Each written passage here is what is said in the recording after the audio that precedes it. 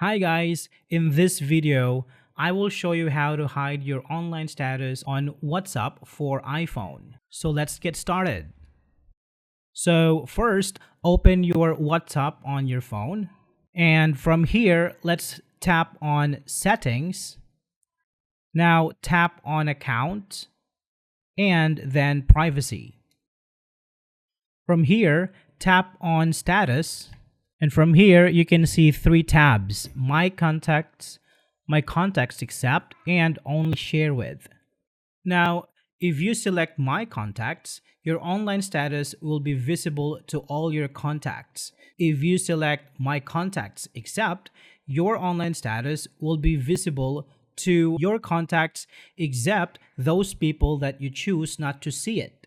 Now, if you choose Only Share With, you can actually choose people who can only see your online status. Let's tap on Only Share With, and it's going to open a list of contacts who can only see your online status.